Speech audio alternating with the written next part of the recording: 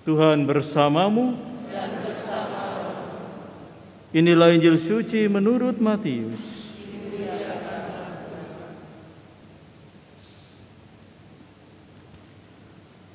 Pada suatu hari, Yesus melihat seorang yang bernama Matius duduk di rumah cukai.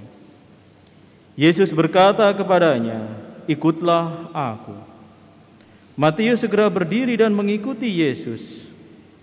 Kemudian ketika Yesus makan di rumah Matius, datanglah banyak pemungut cukai dan orang berdosa, makan bersama-sama dengan dia dan murid-muridnya. Melihat itu, orang-orang Farisi berkata kepada murid-murid Yesus, "Mengapa gurumu makan bersama-sama dengan pemungut cukai dan orang berdosa?" Yesus mendengarnya dan berkata, "Bukan orang sehat yang memerlukan tabib, melainkan orang sakit. Maka pelajarilah arti sabda ini, Aku menginginkan belas kasihan, bukan persembahan.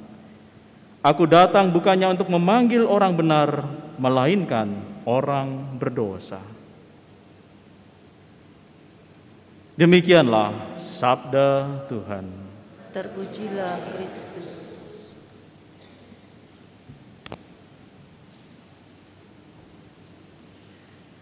Saudara-saudari yang terkasih, Tuhan menghendaki keselamatan bagi banyak orang, bahkan untuk semua orang, tanpa terkecuali, bahkan orang paling berdosa besar pun ingin diselamatkan oleh Tuhan. Bagi Tuhan, satu orang tidak selamat itu terlalu banyak. Oleh karena itu, misi Tuhan menyelamatkan orang-orang berdosa. Sebagaimana dikatakan, "Aku datang bukan untuk memanggil orang benar, melainkan orang berdosa." Tuhan tentu senang dengan orang benar, tetapi kepada orang berdosa Tuhan mengasihaninya. Tuhan mengasihani mereka, orang-orang berdosa, agar mereka mengalami pertobatan. Dan apabila orang berdosa itu bertobat, maka sukacita surgawi, sukacita Tuhan tentu lebih besar. Nah, saudara-saudari yang terkasih, orang sakit membutuhkan obat, orang berdosa membutuhkan tobat. Orang berdosa tentu dalam keadaannya yang sejati, sebenarnya manusia itu jiwanya adalah murni, hatinya bersih. Namun oleh karena dosa, maka kemurnian jiwa dan kebersihan hati itu ternoda. Jiwa menjadi terluka. Jiwa yang murni terluka oleh karena dosa. Hati yang bersih ternoda oleh karena dosa. Nah, saudara-saudari yang terkasih, tentu kita bisa merasakan sendiri ketika kita hendak melakukan dosa, sebenarnya hati kita menjadi tidak tenang. Jantung kita berdegup dengan kencang, dan tentu muncul rasa gelisah, cemas, dan takut ketika kita mau melakukan dosa.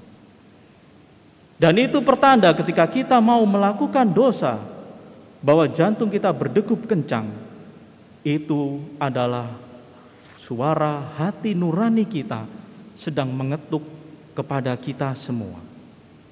Jangan lakukan itu salah dan berdosa.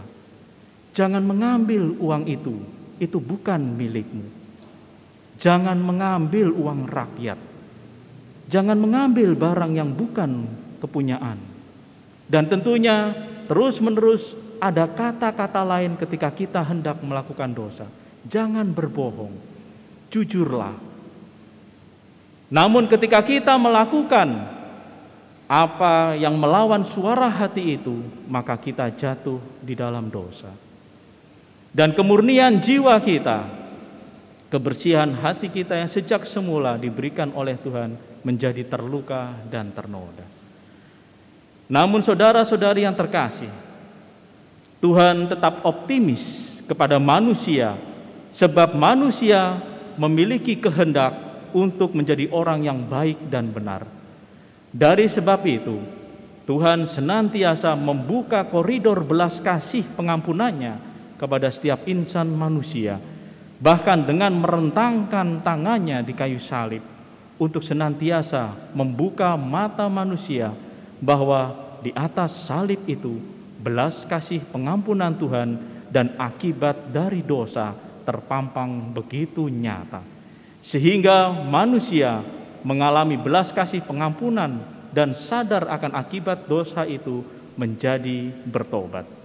Dan apabila manusia mau bertobat, maka kesembuhan dan keselamatan jiwanya itu akan terjadi. Tuhan akan tetap membuka berkat-Nya bagi mereka yang mau bertobat sehingga mengalami kesembuhan dan keselamatan.